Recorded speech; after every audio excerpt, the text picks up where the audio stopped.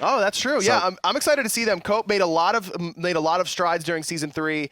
Got off to a rough start. We can all be honest with each other there. But he really turned it around and was able to look a lot stronger towards the end. Unfortunately, parted ways with Team Allegiance during their whole kind of revamp. But overall, excited to see what he's brought with this new team. Well, Copebby's going to be alongside, I believe it's Sops and Mexiety. Is it Mexiety? Mexiety. I always get his name wrong. You do. I just read it wrong. It just doesn't work. I wasn't going to say anything about it. I was just going to double check, make sure I get it right. Yeah, you're People good. seem to get upset if you get your name wrong. But Well, I don't care. You know what? Like, he actually asked me before we went on air, and we clarified it. And Just still, the way it like... is. Well, let's go into this game and say exactly how Cope's new team is going to go. I'm just going to call them Town, I think. Town USA. Town USA? I don't know what the PUH stands for. Yeah, I don't know. Do you know? It like poo? The Poo Town USA. Poo Town USA. We could just call them that. Poo Town. I'm going to call them Poo Town now. Let's go with it. This is your own fault for naming your team something stupid. Like, you can't blame me for this, right? Like, Poo Town. I'm down. Senix versus Poo Town. Don't know who's on Senix Esports. Right, can we just call them Town? Now? I don't think I can. No, it's Poo Town. I really don't think I can do that. Going down to Poo Town.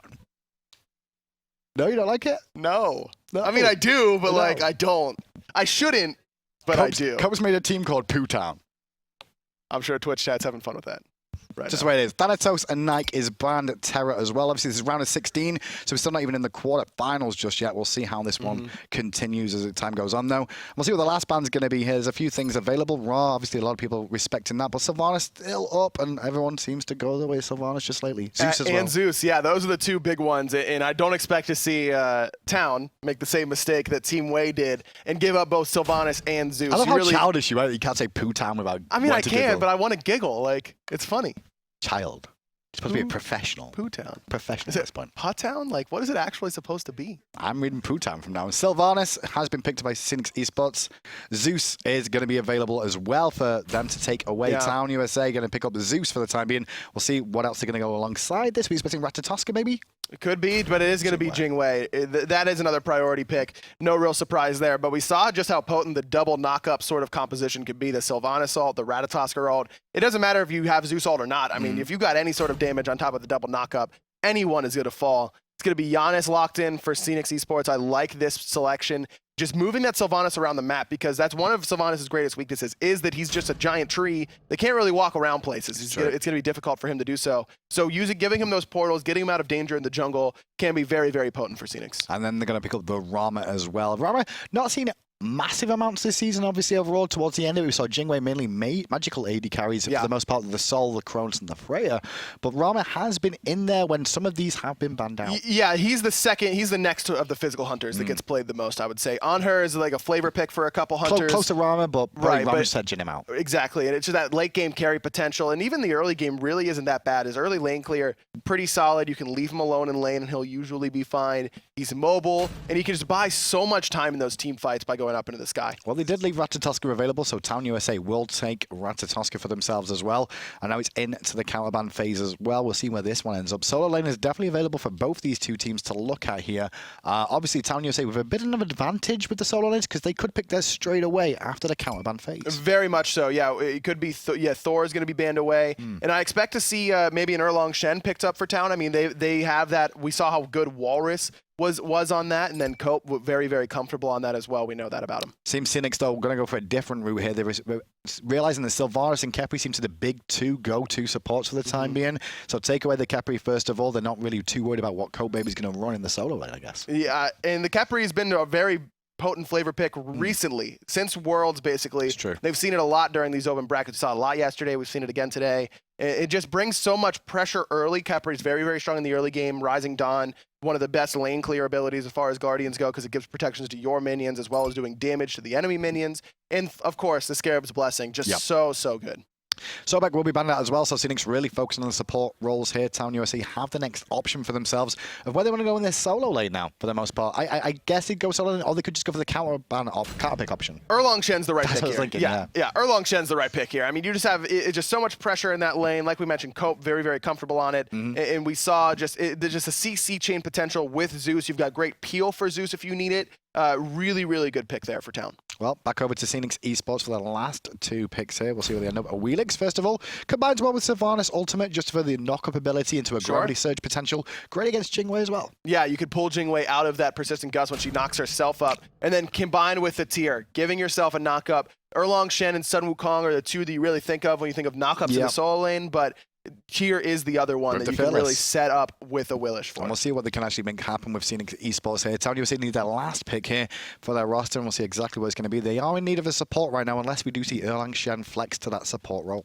In that, we could see that. I mean, it would be a solid pick. It can bully that Sylvanus early on, but instead it is going to be the Geb. And kind of in that same vein as the Khepri, just trying to protect these high priority targets like the Jingwei and like the Zeus. I really like a defensive support paired with Zeus. Plus, Geb has that initiation potential. If he gets a blink, that blink Cataclysm can really, really set up that lightning storm. Very true indeed. We'll see how this works out. And the main thing I do like about Geb and Khepri is when you've got frontliners that are going to dive in early. You've got a Ratatoskr here. You also have the Erlang Shen. They're going to be a frontline for you already. You can be a backliner as a support and get away with it if your team comp works around that. And that's going to be a definite thing to look out for. And for me, I'm looking at how well Mexiety and Viper are going to work together in the middle lane. How well can they coordinate those big AoE ultimates? Mexiety definitely on the cusp of being a really, really strong player in the pro scene. So I'm excited to see what he can do in this game. Well, at the start of the game, we're going to see fight over the right-hand side one more time. Wards placed down by both teams here. Senix Esports have got a ward down a little bit deeper, obviously, at the right Harpies as well at the beginning of this game. And their roster here, let's have a little look down and see what we see. SilenceHasFallen is going to play that tier in the solo lane. Delwin in the jungle playing Awilix. Glitchhop on the Janus. wolfking and Great White North rounding out that duo lane. Fun fact, I played for a long time with Great White North. We were on some really bad teams together. Yeah? Yeah, he's a good player. His communication, his communication was needed some work whenever, this was a long time ago. This was like season 1 we're talking.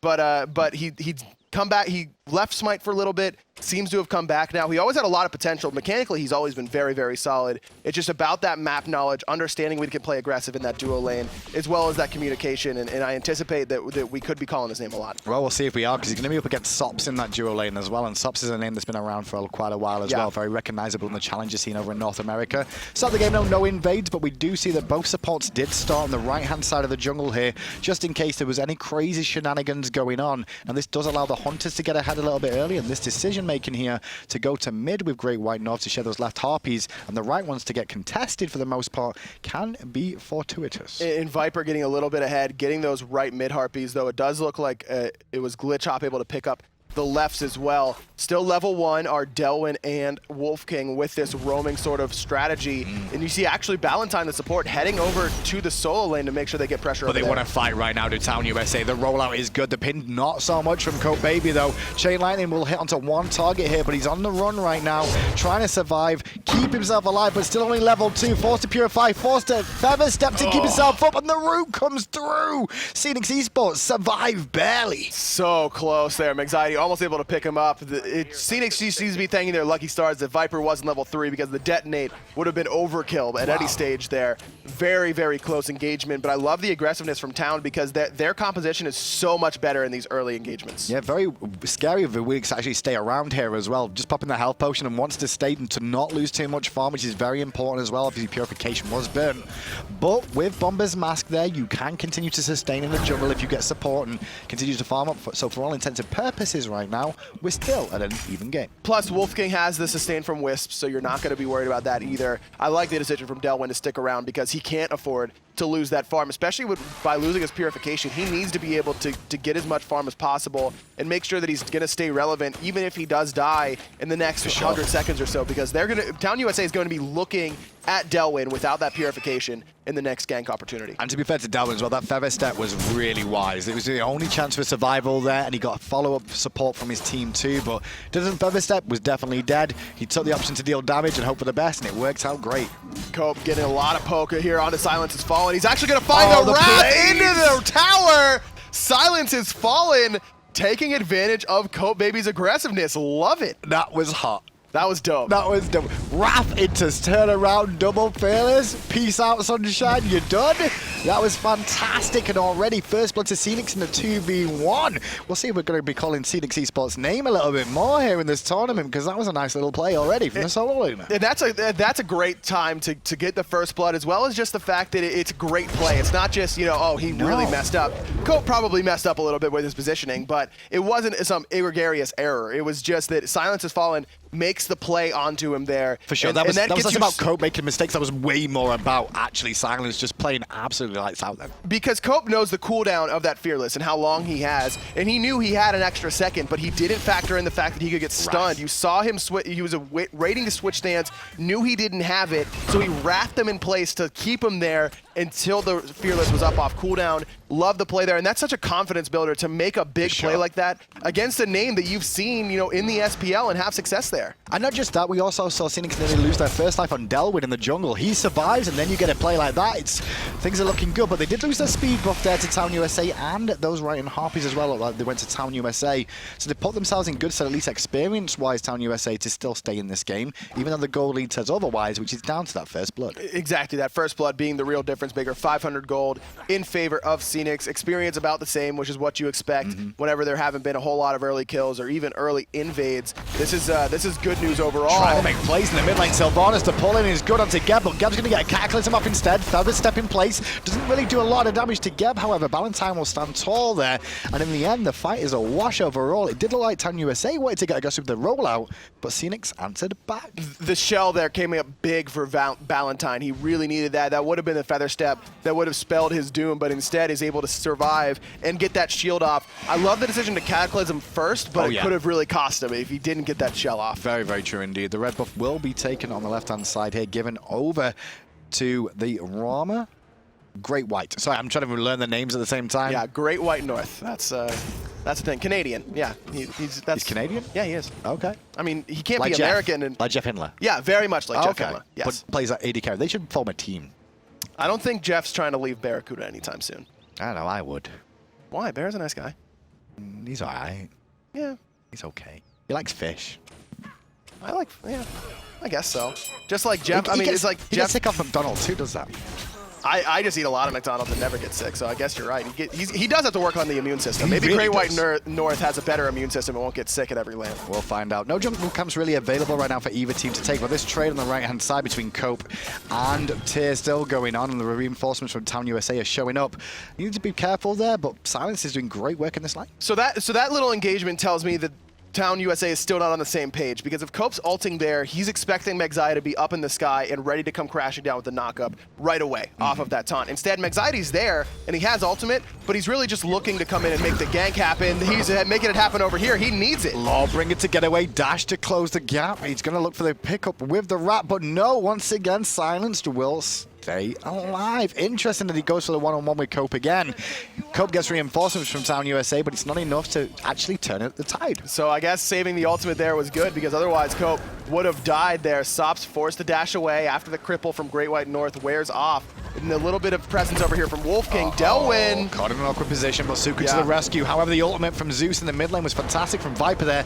Not enough ticks, however, to get that detonate to do enough damage to bring down the young jungler. I'd almost like to see Viper throw that out way early. Just to even if you saw Delwin gets hit by it, oh, hold that thought. SilenceHasFallen. You're going to eat the Cataclysm. Balentine just trying to keep everyone off of their own speed buff. No Lawbringer available this time round, but he will be able to dash away for now. 3-man ultimate coming out there, and a pull for the gravity surge as well from Delwin. Feather step in place. Geb is one hit from death pretty much. Still on the backside, Tyr's fighting away, and actually Geb will get the kill onto him. Meanwhile, now Viper's going to force to run away as well. They want Viper, they're going to get him, and Delwin's going to pick up one as well. And now it's just Copebby versus the world. He's trying to fight into Delwin, but the slow from the threshold from Glitchhop is perfect. But he's be careful here, Cope. He's going to do a lot of damage. Sanctuary going to buy him a second, but not enough. Copebby going to take the 1v3, and he's going to pick up 2. And he's going to look for the third as well. He needs a couple of cooldowns more than likely, and I don't think he's going to get them in time. So instead, he'll return to the jungle and steal that speed buff that they were fighting over all along. So there you go. I mean, Cope just showing that experience, showing how strong Erlang Shen is as well, and his comfort level on this character. Fights 1v3,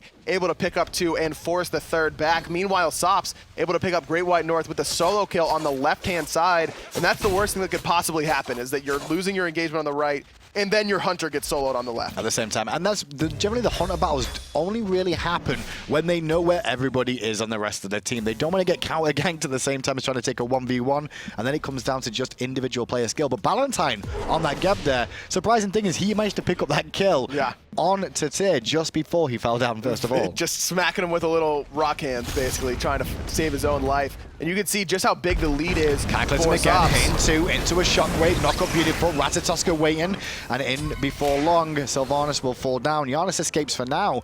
Didn't see the detonate get detonated there, might have been a little bit too early from Viper, or just on cooldown. Either way, I don't think it would have been enough to kill Glitchhop. I think he only had 2 stacks of detonate on him anyways, but Viper, just look, there's the synergy that I was looking to see from between Mexiety and Viper. Mexiety and Cope still not on the same level, it looks like, but Viper working well with his jungler. Well, the red buff was stolen away there by Town USA as well, just extending the goal lead a little bit more, reducing the amount of experience that Senix Esports can get right now. Even though they do have a lead, no, it's not over just yet, only 8 minutes in. And Great White is just so far behind on that left-hand side. You can take a look at how many stacks that Sops has on that Devourer's Gauntlet. 56 to the uncompleted Devourer's Gauntlet of Great White North. He cannot take any sort of fight over there and some anymore. of that is build order as well when you look at it between the two, because you can see the builds that one started with full boots, the other one at the same time went for Death Toll into boots, and that's the difference you can see between how the stacks are online. But Senix Esports, they're trying to burst down this Gold Fury quick enough. It's going to be close. They are going to be able to get it thanks to the portal there from Glitchhop. Delwin, I don't think he's going to be able to get out of this. He will. Airstrikes though, still coming through. Sops chasing down, will clean up the kill. 1 kill for a Gold Fury. However, Janus in trouble in the jungle as well, I believe. He's going to be able to take a portal out towards his tier 2 tower. Mexiety didn't have the ultimate available, and that's great recognition from Senix, understanding that that Ratatoskr ultimate wasn't up. And now they're going to dive in as well. Cataclysm on 3 into a Zeus ult. Knock up from Shockwave. Good enough. Detonate needed, but not needed overall. Ratatoskr comes down as well. And the third goes down. Double kill for Mexiety. And now the tier 1 tower can be looked at. Everyone pretty low on mana here overall, but Viper, he's going to decide to back. They don't need him to push down this tower, and I like that. No reason to stick around. There's farm available on the map right now. You've got your back camps and your boards up on the left-hand side, and you've got a mid-wave pushing in, and Viper's going to be able to pick that up and extend their lead. Well, the Fire Giant's just spawning now as we do approach the 10-minute mark. The Elementals will despawn right now. The Gold Fury's currently gone down, which I think was a good call from Senix Esports there overall. But they still got punished for it to answer it back in the grand scheme of things. And that's what you need to do is even when you lose the Gold Fury, we saw it in game 1, just look and see what sort of options you have. And we mentioned that Mexiety's ultimate wasn't up for the Gold Fury engagement, but then it's immediately up afterwards. They use it excellently, and Viper on point yet again with that Lightning Storm.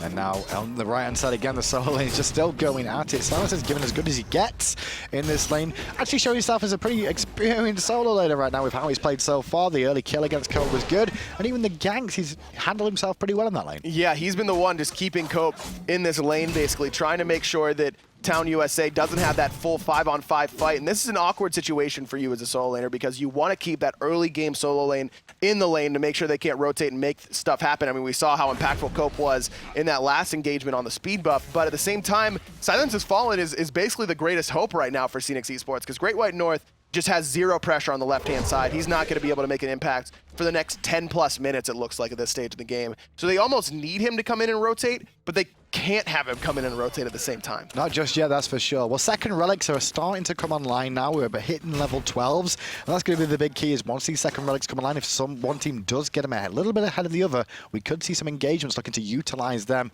in these skirmishes. And we'll see that very, very soon. Once Viper has that Sanctuary, I'm assuming that's what he'll go with for a second relic. He's going to be even safer than he is currently, even though he has those guard boots up right now, just trying to get as much tankiness as possible. SilenceHasFallen taking the gank on the right-hand side, uses the Lawbringer to get away, but he's slowed immediately. The Wrath Stun, beautifully timed. Support's on its way, but will it be in time to get him out? Silence Wolf does well, and instead it's Cope that gets punished with a hot 5-man rotation at the end of the day for Senix Esports. Now they're going to push back on this tier 1 tower on the right. However, left-hand side, Sops did get the tier 1 tower on the left. He's pushing in mid lane right now. SilenceHasFallen has been focused a lot in this game by Town USA. They recognize that he's actually got quite a bit of potential here. He really does, and that Rastan was perfectly timed because if Mexiety is able to finish off that flurry of acorns to strip away those protections and then get the next auto with that Hydra's Lament, that absolutely would have killed Silence. So able to get that off with the Rastan, and then I love the full rotation. 4 people the whole team rotate came to save him, and like they understand that he is the hope right now for Senix Esports. We'll see what he can do so far. His tower still stands on that right-hand side thanks to that rotation. Like we said, the left one has fallen. So it's going to be a little bit more tricky now for what Sops does in these situations as this Jing Wei, with the tower being down. He's going to probably rotate a little bit more, so they have to respect the fact that Jing Wei could get involved a little bit more now. Yeah, Sops, as soon as he comes into these fights, he's going to be able to do a whole lot. He's level 16. He's 5 levels up right now on the enemy mid laner. He's 2 levels up on Great White North. He's finished his Executioner. He's got a full Executioner, plus the finished stacks of Devourer's Gauntlets over top of Great And White nowadays, you normally invest into crit at this point if you're a Jing Wei as well, just to add to a little bit. One of the star tree items, more than likely, just to give him a little bit more time. But he will also be happy to box you. And when you've got no tower, you could find yourself in a very tricky predicament against a god with Fatalis. Very surprised that Sops just all in there to get the kill, because he's going to get rotated on either way. Great White North just buying himself some time on that left-hand side. Balentine's made the rotation, as has Mexiety. In a lot of trouble. Knocked up. Gravity Surge comes out, however, as well from Delwin to slow down the damage, but still Janus will fall. Sops gets the kill. Sylvanus will be next, and Delwin has to run away on Suku. Yeah, Sops gets 2 there. 5 kills for him. Just so much farm. Level 17. Even with the big rotation, the rest of the team's there early on. That's where you see the power of Ratatoskr. He wasn't even close at the beginning of that engagement, but able to hop up into that tree and get there as soon as possible. And now the tier 2 going to be sieged on the left-hand side. Tier can't rotate to this one right now. Obviously, Cope's still around that lane as well. Tier 2 will fall.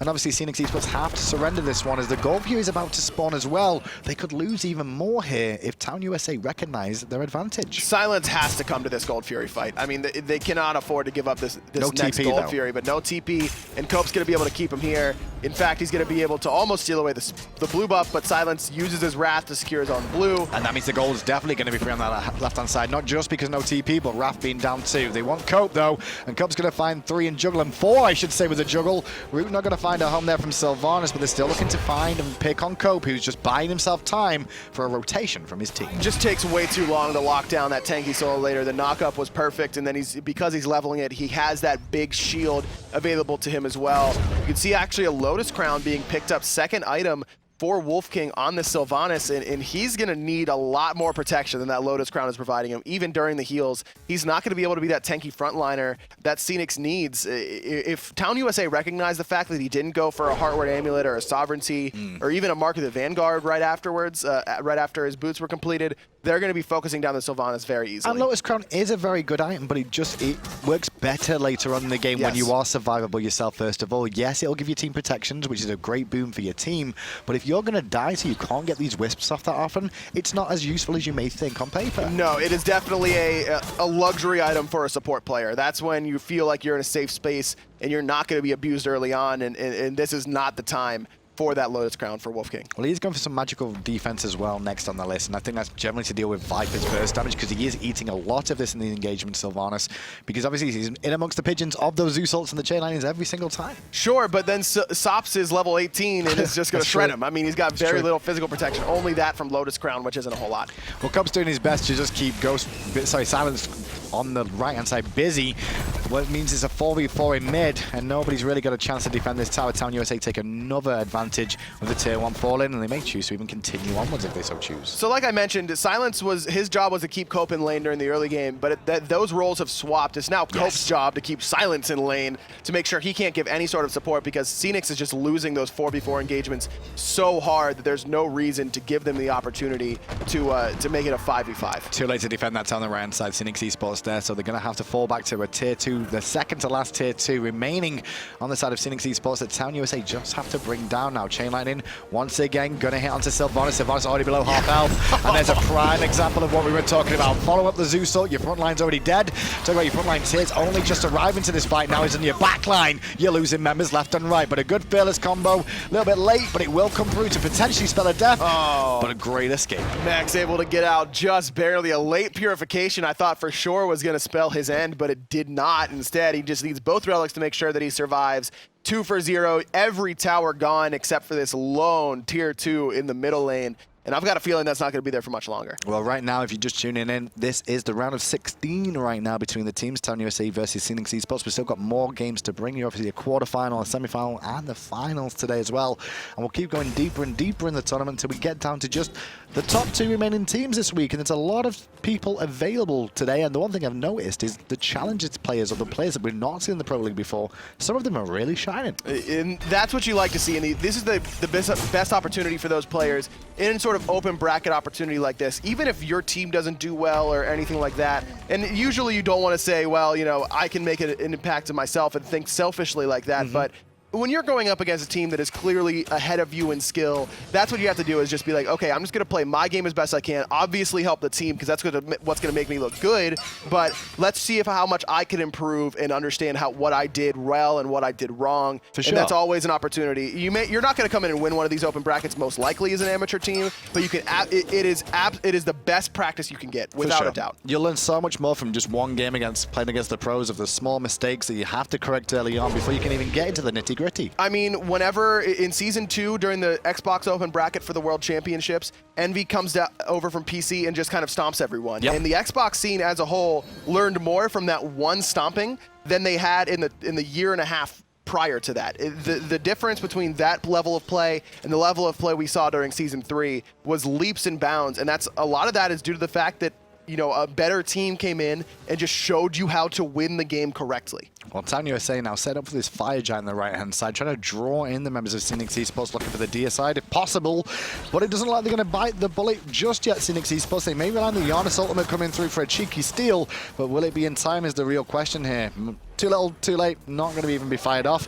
And now Senix Esports have to respect the whole fire giant team of Town USA, who have a monstrous gold lead, and they're on the run. Cope just trying to find someone in the jungle. Cataclysm in the middle lane. wolfking was there, I promise. We saw him for at least a little bit. Sops able to get his 6th kill, has that crit finish.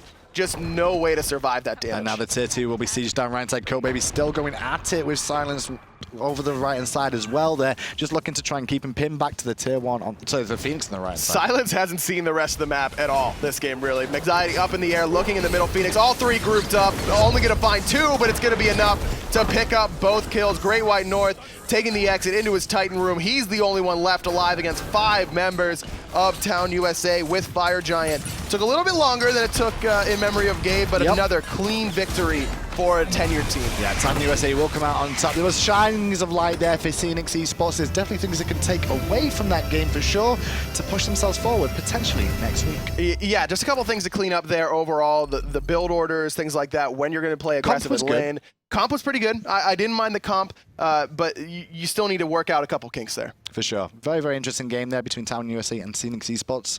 Town USA obviously will move on now to the round of 8 as well. And we start to drip down into the last few teams remaining in this week already. It's going to start getting good now. This is where we're going to start to see some of those bigger name teams with the bigger name pros start to head off against each other. And that's where the real fireworks begin. The fireworks begin to see who can actually make it into relegations. It's going to be very interesting to see as time goes on. Obviously, yesterday we saw some EU teams do pretty well for themselves overall. Even some challenger ones actually showing their face once more, but there's still challenger ones still left here today as well. That I know there's some pretty big names available. I believe it's Astral Authority. Yeah, that's a team that I'm looking out for. This is a team comprised of almost no one who's been in the SPL. I believe it's only Famous Hate that's actually seen time in the SPL on that roster. This is a Challenger Cup team that stuck together for a very, very long time. And I'm interested to see, I mean, remember, during the Igor Saturnalia tournament, this is a team that ended up beating the old COG Prime roster that did their little reunion tour. It was a Challenger Cup team that came up and beat them. That's a team that I'm really looking forward to seeing. We've got some interesting names there. Everyday Gains, a lot of the Xbox boys from SAW over there as well. They beat Return, which I believe was some members of, I think that was Clow and boys. It was Clow, Transonics. It was like a console fiesta. It really was. Round of 16, but Everyday Gains make it through. We've also got Astral Authority, as you can see, gets small there. And further down, you got Team Misfits versus Slaughter Slugs as well, who they've actually been around for a while as well. That's a long-tenured Challenger Cup team. Most Wanted Esports, that's a team that we saw here at LAN. The big thing for Most Wanted Esports, though, is they lost their star player, and that's Data Remember. He's moved on. He's with a different roster now, and so I'm interested to see how Most Wanted's going to be able to adjust to losing their star hunter. Well, we're going to cut to a quick break now then, and we'll be back with the round of 8 shortly, because it's been a very interesting start to the day so far. Hopefully it continues on. Stay tuned, because we've got plenty more action to bring you.